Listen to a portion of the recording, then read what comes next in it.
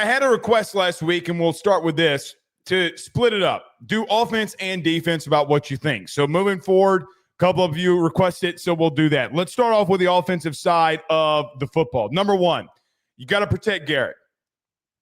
I do think that Garrett is very good in moments and times when he doesn't have pressure around him. I do think you have gotten a lot better at protecting him, but it's not just the offensive line that's got to protect him. His play caller's got to protect him too, along with his head coach. Well, Blake, what in the hell do you mean by that? You got to give him quick, easy decisions. Quick, easy, right in his face decisions. Guys, these next 2 weeks, you cannot afford to make bad decisions. I know that we talk about this a lot, but the number one thing of why you will lose this game, it's not a thought, it's not an opinion. Well, Blake, you're talking about an opinion. It could be an opinion, but it's really not. I don't think that if you continue to turn the football over, that you will have the success that you want. Garrett is really good when he has to make 1-2 decisions and getting out of there. You got to put him in those situations again.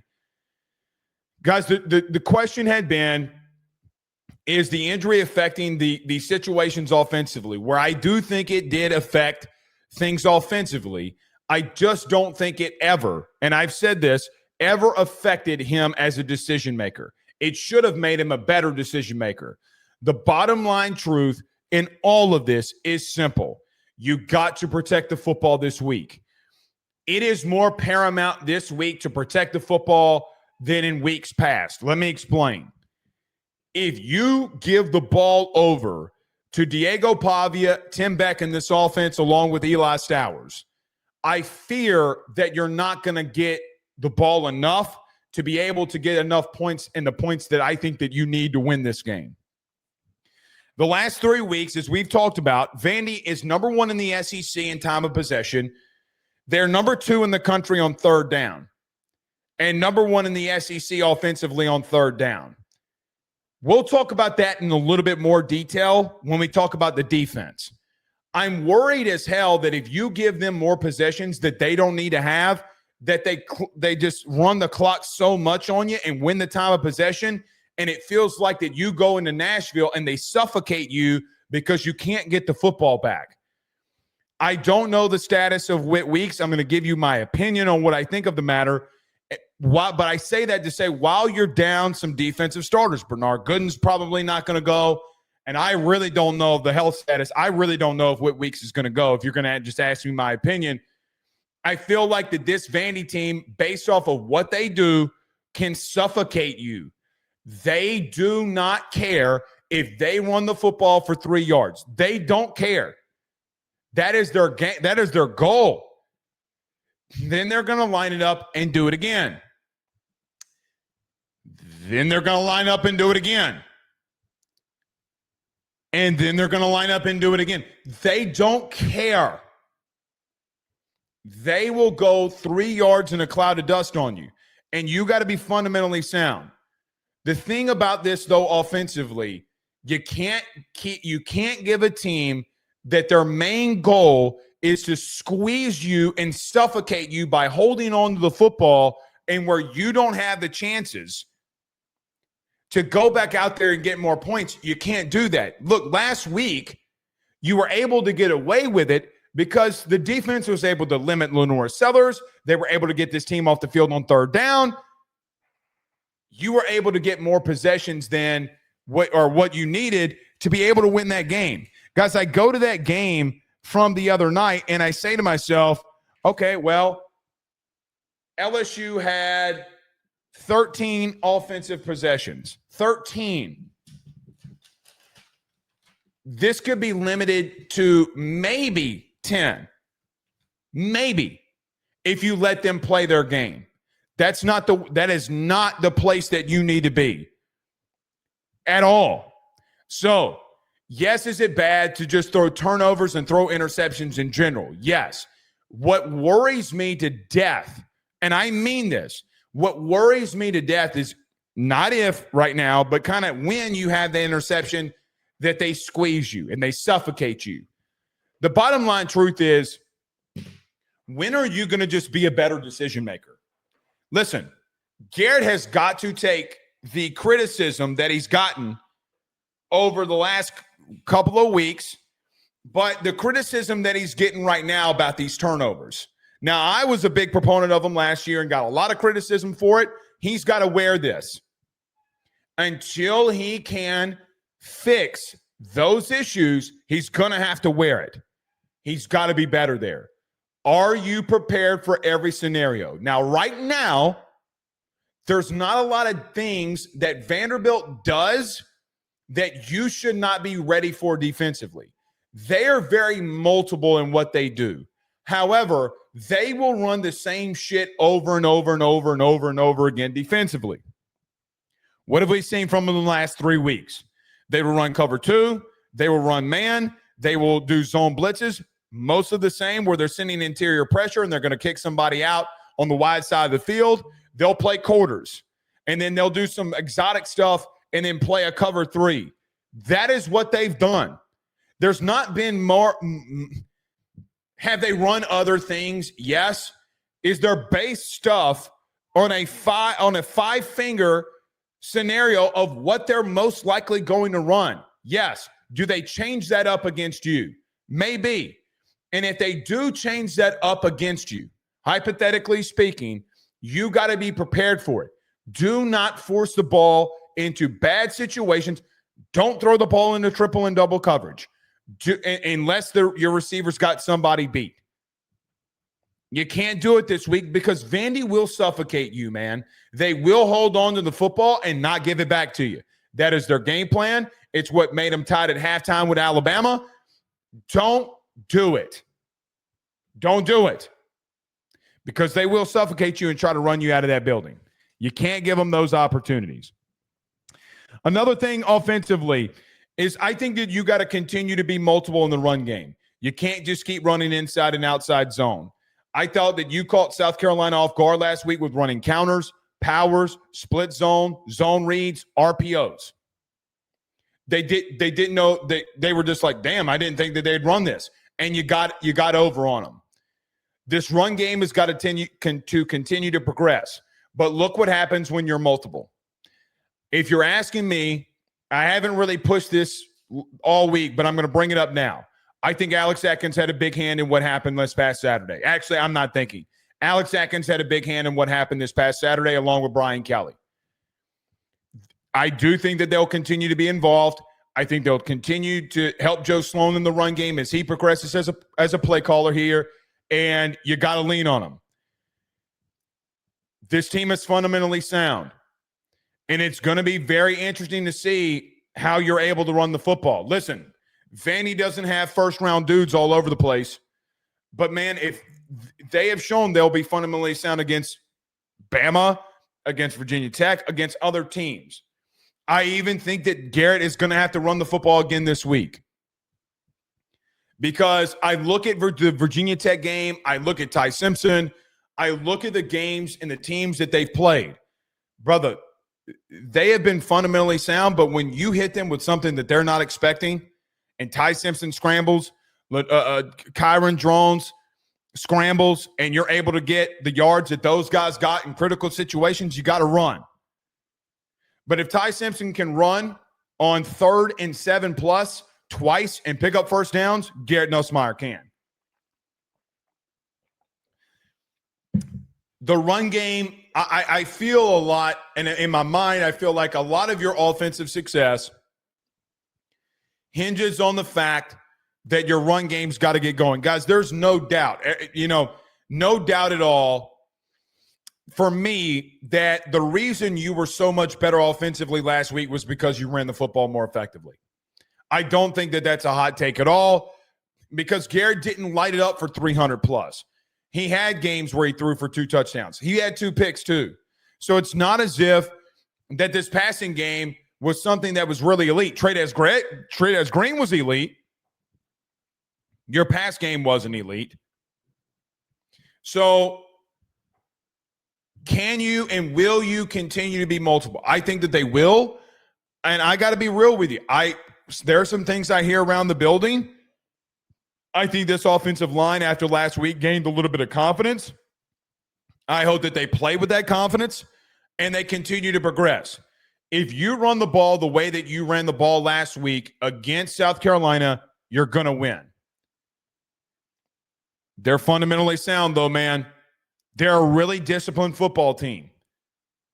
They're going to be where they need to be. There's nothing that they're going to throw at you that you shouldn't know. Accomplish what you need to accomplish, and you'll be fine there. Nuss and Sloan have to attack the boundary. Number 3. Guys, they're bad there. I don't know how else to put it. The only way that I know how to put this for your offense to have success, there is absolutely no way in blue hell that you have watched every snap and every game of Vanderbilt and could say to yourself that they are not weak along the boundary at corner. There's no way. Especially when you look at the explosiveness that you do. Not that, man, maybe we do, maybe we don't. No, that you do have, that you can get that out there on the boundary. I don't think this needs to be a Xavier Thomas game. I don't. I think you need to get Barryon, Nick, and Chris Hilton the football. A lot of you aren't going to like that. It doesn't bode. This isn't a bode well game for him. They need to get some speed out there, that guys that are faster than him. I'm telling you, you better attack the boundary. When they give cushion, you got to hit the stuff underneath, and they probably will give you cushion after what happened.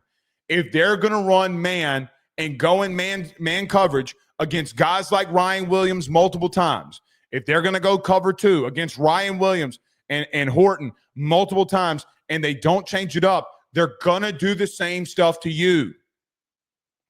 They are. Guys, I saw a Virginia Tech team and a quarterback that is not a better thrower than Garrett Nussmeier and Kyron Drones attack the boundary and continuously have success. Want to know why Virginia Tech lost that game? Let's call it what it is. They stopped running Kyron Drones, and he stopped throwing the ball to the boundary. And I got to be real with you, and that's the bottom line, because Stone Cold said so. Go watch the game. There's just no way that you have watched them.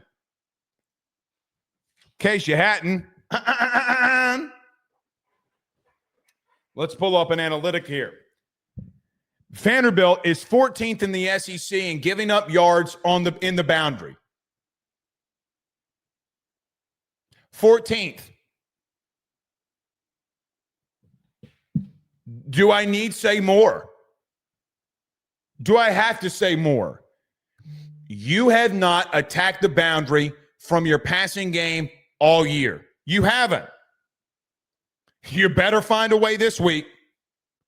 That is their biggest weakness. It's not in the middle of their defense. It isn't. Find ways, whether it's Trades Green, Barryon Brown, Xavier Thomas, Nick Anderson, Chris Hilton, Kyle Parker. You could throw Santa Claus's ass out there for all I care. I don't care. You have got to attack the boundary. Whether that is slants, hitches, out routes, comebacks, go routes, whether that's deep posts, whether that's sluggos, I name the route. I just do not care. They can't beat you there. I got to be real with you. If it were me, the first play that I am running, barring formation of what they give you, the first play that I am running on Saturday at 11 a.m. is I am throwing a quick slant. I am going trips right, and I am throwing a quick slant to the far left boundary receiver, and that is going to be Barryon Brown. Bottom line, 3 plays later, I am going to run a sluggo with Barryon Brown, especially if they're in man coverage, and I'm going to say, keep up with him. Keep up with him. Brian Kelly said that he wants to put an emphasis on getting Barryon Brown the football. Well, this is a damn good week to do it. Guys, I think that Brian Kelly has brought up Barryon Brown this week at least 4 times in all of his press conferences this week, mainly due to the fact it is inevitable. You must attack that boundary. If they don't, then they have failed you. Again, I say this with all due respect, and I mean it, all due respect. There's no way that you've watched this Vanderbilt team, none, and say that boundary, that those boundary corners have not shown to be their biggest defensive weakness. There's no way. Guys, they're getting lost. Hear me and hear me now.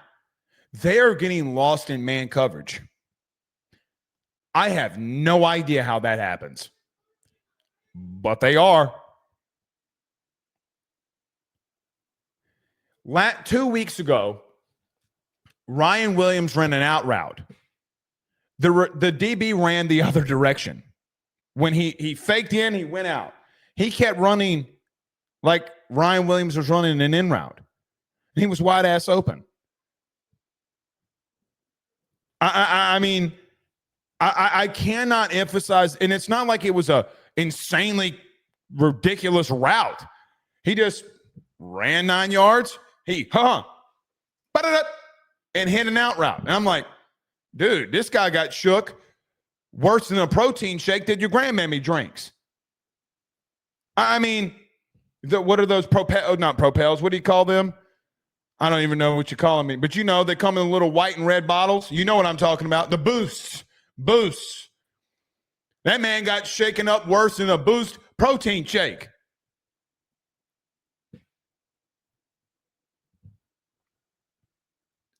Attack the boundary. Number 4, third down. You have been abysmal on third down. Let's talk about it. LSU offensively on third down is 58th in the country. Well, Blake, you said they've been abysmal. Take out Southeastern. Guys, you're 15th in the SEC against P4 opponents on third down. You must find ways to convert on third down. You need to play a little bit of their ball. You need to take the ball away from them. Guys, I am terrified of these 3 and outs. I am terrified every time we get in a third down situation. I am. I am scared of the decision making. I am scared that you can't run the football. And quite frankly, I don't know. The numbers bear out that you've been average. You haven't been.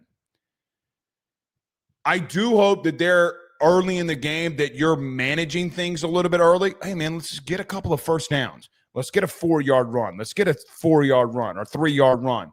Let's get the 3rd and 2nd and throw a quick pass and get a first down. Let's play a little bit of their game. Guys, I don't trust us on third downs, whether it's from a play calling standpoint, from a Garrett Nussmeier execution standpoint, or a run game standpoint. I just don't have any faith in you right now. The numbers will bear this out at the end of the year unless things get fixed. You have not been good against P4 opponents there. When you're unable to sustain drives, it's mainly due to the fact that you're making bad play calling or bad quarterback decisions. I don't know how to fix it. I try to come out here and give solutions. That's all that I come out here and try to do. This is what I see. These are the solutions I think that they can overcome. Right now, it ain't happening. Right now, it's just not happening. So, bottom line, I have no solution. Do I think that last week on third down, Joe Sloan called a damn good game? Yeah, I do. I do. I think last week Joe Sloan did an incredible job. I think that he had a quarterback that didn't execute it correctly. And he didn't know how to execute it. So I don't know. I get in some third and mediums and pray to God that you execute this week. You can't give them the football, man. Now, offensively, and this has nothing to do with offense, you can't be scared to punt the football. Grant Chadwick has been fantastic. You got to live to fight another down. So I talk about third down and you converting it. That's all fine and dandy. Don't be scared to take a sack and punt the football away for 55 yards, because that kid's sitting around 53 to 55 yards per average over the last couple of weeks. Punt the goddamn football away. Put them into bad situations. Let this kid continue to do what he's doing. Stop pressing so much, and good things might actually happen. Do the right things instead of trying to overcome. Don't play with swagger. Play with the confidence because of the preparation that you had. I don't have any faith in you on third down. So I don't know. I think you got to be better there. I don't know what to do. I think Sloan has done good. I don't know. We'll see, because I think they've tried a lot of different things. Last but not least, in the run game, Nuss has got to run the football this week. I've seen way too many quarterbacks over the last couple of weeks against Vandy that, guys, quite honestly, aren't the most athletic and fleet of foot.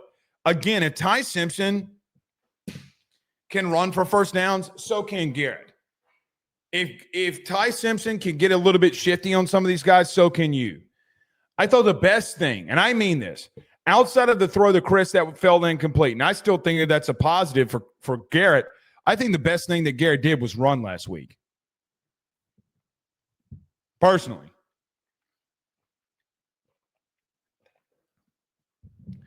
At some point,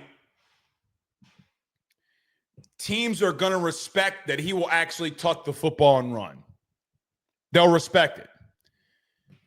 It will take some of that pressure off of him. Defensive linemen are not going to do some of the things that they've been doing when you get mobile. They won't. I think about last week, and I think about this. Dylan Stewart, in a play last week, did not keep contained, and Nuss rolled right and had a really good throw to Caden Durham. Nuss moved the pocket. Well, Blake, Weston Davis gave up a pass rush. No, if a guy rushes that far inside, wash him down exactly like Weston Davis did, and your quarterback's got to move. He's got to move. Sorry, it's the truth. I think when Brian Kelly talks about Weston Davis did good in pass pro, he's talking about that Stewart did not respect Weston, and there were some good things that he did, and Garrett got on the move, and there were some conversions. Keep running the football, big fella. Things will open up. Guys, safeties and linebackers will get out of coverage when they think that they will take a second guess of what they do and the depth that they get in the passing game if they know that you will run. I'll never forget this. Jaden said this 2-3 years ago, whatever it was now. They asked him about why he thought that teams were not able to take away the middle of the field on him, and why safeties didn't get over on the slot fades that they ran, the amount of times that they ran them on. And he goes, well, I think that they're hesitating because when I go outside the pocket or I move up in the pocket, they think I'm running and they take a step down and I throw the football. Same effect, not the same kind of effect, but the same principle applies here.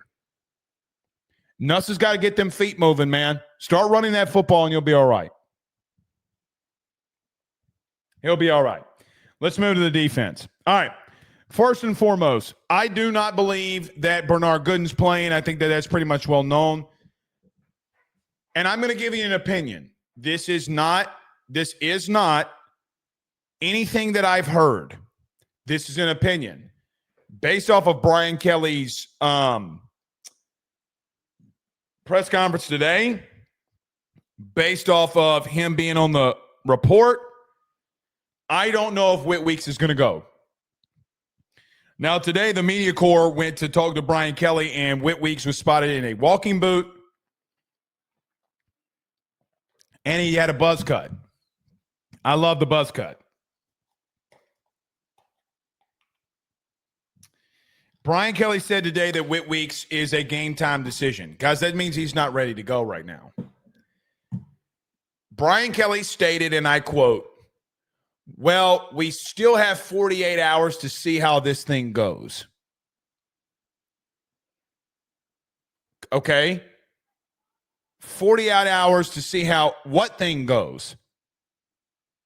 Because for me, when you say it's 48 hours to see how it goes, the way that I hear that is, all right, so right now, if you had to go today, he ain't going. So is there a chance he could go by Saturday at 11 a.m.? Maybe so. I don't feel confident about it. So if you do have Whit Weeks, he ain't going to be 100%. And I think that you're still, regardless, going to have to rotate him in and out of there with Donovan Keys or Tylen Singleton, whoever you want to put in there. Regardless,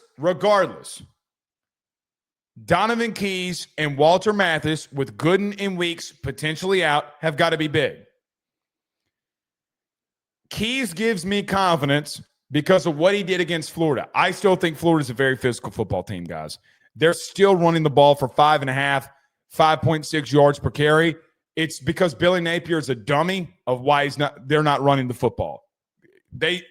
With their offensive line and their running back, they should be running the football with him 25 times a game, and they're not. He's gotten too cute. He's going to get fired because of it. Walter Mathis, the freshman, Don McKinley, Jacoby and Guillory, Ahmad Bro, Walter Mathis. They have got to be fundamentally sound. I feel confident based off the play that we've gotten from Jacoby and Guillory. Don McKinley, what's up? What up? Big fella, you got to make your mark. It's a hell of a week to do it. Walter Mathis, listen, young fella. It's time now, brother. It's time now. You halfway through a season. More than anything, I don't know if I really worry about the interior of the defensive line. I think they've done a good job. I do worry about Donovan Keys and his reads. He's got to be lockstep this week. Now, here's what I will tell you. This is sourced. Whit Weeks does not practice all week. Not like that. I think they try to do some things. He's not ready to go. They have prepped Keys all week, and he's got to be ready to go, man. With that being said, Harold Perkins has got to be big here too, because he's going to have to help navigate and make some big plays and be who Harold Perkins is. He does. Guys, by the way, with that being said, I fully expect him to attack Harold Perkins. 1,000%. They're going to go after number 7. Blake, that's idiot if they're going after him. I didn't say it was smart. They're going to go after number 7. They're going to try to attack this linebacking core. They're going to go right after Donovan Keys and Harold Perkins. They are. I'm telling you they are. Got to be big this week. This linebacking core has got to make the right reads, and they got to make the right decisions, and they got to play tough and physical. Whit has been the anchor of that defense, and I think Donovan Keys can do it. I think Harold Perkins can do it, clearly. I don't, at this exact moment, unless something magically changes and Jesus puts his hands on Whit Weeks' ankle, I don't have confidence that he goes. I can be completely wrong. But based off of what I heard from Brian Kelly today, it does not give me a lot of confidence. So, next man up. Guys, this happens every year, though, man. Injuries are just going to happen. Next man's got to be up and got to step up. And, man, it's going to be a big week. Going to be a big week for that unit. Your coordinator's one of the highest paid, and that's his room. You didn't go out in the portal and get a linebacker. You thought you had the depth. We're about to find out if you did. Donovan Keys' Florida appearance gives me a lot of confidence he can get it done. The boundary receivers for Vandy cannot beat you. They can't. I'm manning up, and I'm saying, please try to beat Mansour Delane. Please try to beat P.J. Woodland and DJ Pickett. Can you go man coverage all game? No. Should you go at it 85 to 90% of the time this week? Yes. They can't beat you. They cannot beat you. Will they do some things when you play off coverage? Will they try to get some quick passes on you? Yes. This boundary wide receiver room is not going to beat you. You got to stack that box, man. I mean, I'm going free high. I am walking A.J. Halsey down in that box, and I am going man-to-man coverage and saying, Pavia, you're going to have to beat us multiple times through the air. There's no other way that LSU defensively should lose at any given point this week and not be in man coverage through the air. I mean, being man coverage with a free high safety. One safety back there. Walk everybody down. Make Pavia beat you with his arm. If they want to take shots, they hit a long shot on you last year. Sounds good. You kept doing the same things last year, and it wound up prevailing for you. Let's see if it does this year. But they're not going to consistently beat you. Put them in man, walk them down in the box, walk your safeties down, walk Halsey down in the box, and let's go get after their ass. I do wonder if they try to spread you out. It's not really their game plan completely, but I think they know that that's what you're going to do because you have the DBs to do it and to go man-to-man coverage, and they have 2 weeks of game planning for you. I do wonder if they're going to spread you out more than maybe that I am anticipating. Maybe they do, maybe they don't. I don't know. If it were me, I'd spread them out. I don't know if they will or not. Walk everybody down, get as many people close or around the box as possible, and go take it to their ass. Go take it to their ass. I think you're going to have success in doing that because their boundary wide receivers do not scare me at all. I don't think they're good at all. Contain Diego Pavia. We've talked about it all week. You know what you got to do there. I'm not going to spend a hell of a lot of time on it. Make him one-dimensional. Guys, if you're slowing down Diego Pavia running the football and they're having to catch up to you at any given point because they got to throw the football, you're going to smack that ass. I don't like him. I think he's good for what Vandy needs. He's not a good quarterback. He's not. He's good for what they do. He is not a good quarterback. You make that man one-dimensional, and he's going to have issues. You make him throw the football, he will have issues. He's the great value version of Johnny Manziel. He's not good, man. If by happenstance, Diego Pavia is able to find a way to beat you with his arm, then so be it. I don't think he's good at throwing the football around. I don't. Make him one-dimensional, and you'll have success. We talked about this too. Bracket Eli Stowers, man. I every time that he gets in trouble, Pavia gets in trouble, he's looking for Eli Stowers. I'm not letting Eli Stowers go off. I'm making anybody else not named Alexander and Stowers beat me. Quite simply. I am making everybody else beat me besides Stowers from a skill position, Stowers and Alexander. If they do, by all means, tip of the cap, good for you. You got us. Ain't no way. Take them away. We've talked a lot about that this week, but I am not letting those two guys get going here. Third down. I think this is one of the more challenging games for Blake Baker as an outright play caller. I think it's a challenge. Not maybe the biggest I think Ole Miss was, but it's a challenge because this team is so good on third down, y'all. They find a way. They have experience. The way that schematically they do things, they'll get in third and short, then they'll just run the ball on you. They'll get to 3rd and 4, 3rd and 3, 3rd and 2, and they're just going to run the ball. Then they'll line up in 4th down and do it again. You got to find a way. I think that you have the advantage of just being able to man up on the outside and put everybody at the line of scrimmage and say, just beat us. And if they do, guys, they do. But it's what you got to do this week. No more critical than third down. Vandy is the number 2 team in the country on third down, converting over 50% of their third down plays and situations. You got to find a way to take it away. I don't know what Blake Baker fully does. I think Harold Perkins is the key to spying and getting after Diego Pavia and getting them into third and longs. They try to run the ball on first down and they get 1 to 2 yards. Great. That's a success. Force them into third and longs and make Pavia throw the ball on you, and he's not going to win them the game. Last but not least, I am throwing the ball I am throwing the ball all over him. I am blitzing his ass all night. If he breaks contain, by God, so what? I will live with it and fight another day. This dude will panic in the pocket. You know, when you ever play dodgeball? Let me tell you what Diego Pavia reminds me of.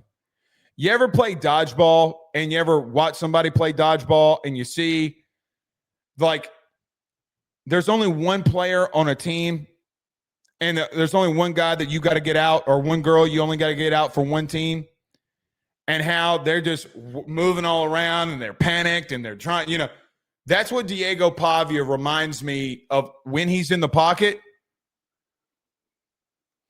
and you start getting after him. He doesn't care. He panics. He will not sit in that pocket and throw it. He will panic. There have been times that he has and he's gotten hurt and he doesn't like doing it. I'm going after him all night and I'm making his life a living hell. I think if you do all of these things, you're going to win. I pray to God that you can win for more than 10 points. I pray to God you can score more than 20 points. I pray to God that you can hold them and limit them. I think that you can. So many people are picking against you this week, and I can't believe I'm saying this. I think the fate of your program under Brian Kelly is in the balance this week. The fate of where this program wants to go, the legacy of how this thing has been built is on the line this week. How do you respond to it? I think if you do all these things we talked about in Keys to Victory, you're going to win it.